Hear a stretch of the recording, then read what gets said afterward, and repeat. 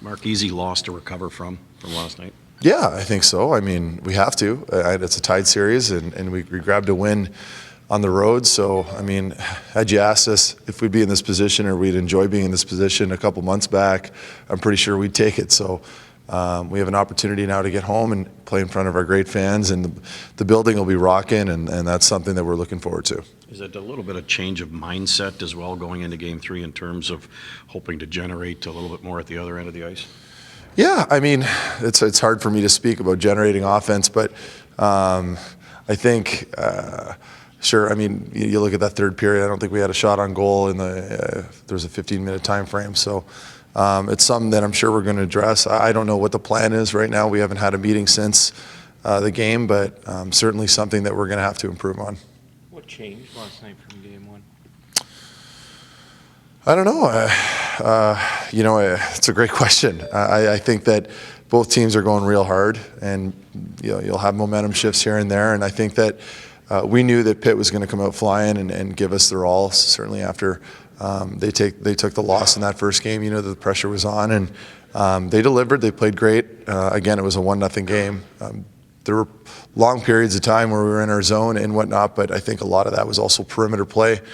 We didn't give them the middle too often, and I think that's a credit to our defensive play. Do you think the bad blood is starting to build up in this series? That's something that was non-existent against the Rangers. Yeah, I mean, you're going to get that. I've said that before. I said that against the New York series and the Boston series. You're going to get that when you're playing against the same team night in and night out, but I have no issue with it. I think it's great, and it's probably great entertainment too. So I mean, when you're playing against the same players over and over again, eventually you get on each other's nerves, and that's going to be the case here, I'm sure. How much do players feed off massive hits, big hits in a hockey game? Oh, it's huge. I know Dion had a couple big boys last night, and they're awesome. I mean, it gets the team going, and it's what it takes now at this time of the season. I mean, I can speak from my own personal standpoint that when I'm getting hit constantly, it wears on you a little bit.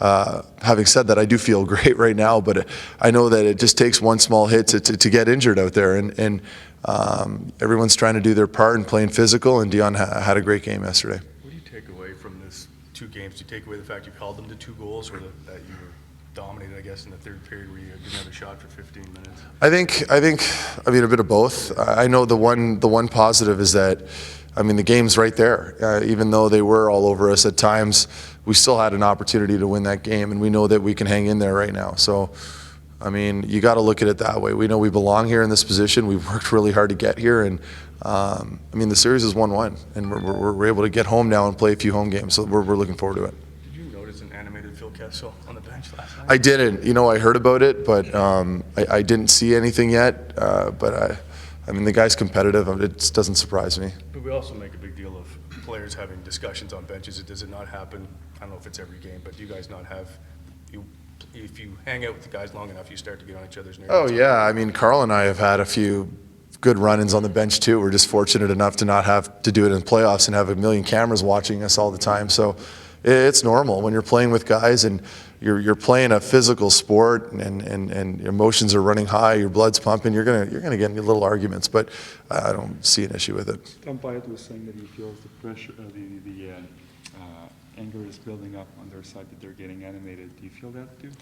I mean, anytime your opponent's going to get frustrated, it's a good thing. But I mean, they still won the game, so they had a little powwow on the bench, and he ended up scoring, and it was assisted by the guy he was yelling at, I'm assuming. So I mean, it's hard to say that's working against you. I think anytime you're showing a little emotion, it's a good thing. And at the same time, sure, I mean, you want to frustrate your opponent. I think we're doing that with how tight defensively we've been playing, and that's also a positive. Dion was very noticeable yesterday in his physical play. What has he brought to this team? I mean, that's reminiscent of Dion taking a run at me when I played for Columbus and he was in Calgary. I think he's a guy that you got to keep your head up for out there, and he brings that element that is very difficult to provide. I know landing a nice solid open ice hit like that when a guy's coming across is extremely difficult to do timing wise, and he's been a master of that since he's been in this league, and you got to credit him. It gets the guys fired up when you see hits like that. He's never really been even criticized for bad hits, right? Like he's just a big hit guy, not Yeah. not a dirty hit. No, I mean, I would argue that the one on me would have been kind of dirty. He was going for my knee, and I told him that. But no, I mean, he knows. We joke about that all the time. But no, all his hits are clean. I mean, you see his arms are down. It's usually shoulder on shoulder, and he's a big boy, and there's a lot of momentum there when you've got a big defenseman coming at you like that. So. It can be dangerous for opponents, but it's also a situation where it makes guys keep their heads up and maybe not so comfortable going into the middle. Timing's everything though on hits like that, isn't it? You don't want to take yourself out of a play, but you also Yeah. have to say, Yeah, if you don't, yeah, exactly. I mean, if you don't land that hit, you can look pretty stupid in a lot of situations, and I can speak from experience there too. It's hard, and I think that again, you got to credit Dion for elevating his play there last night. It was great, and guys feed off that on the bench. Mark, can I ask about Clark? You probably talked about him a lot, but why were guys so happy for him to come back? Beyond just the fact that he got back. I mean, we were aware of how hard he was working. I remember all season he was skating and practicing and working out, and doing that on your own for months and months on end is very difficult.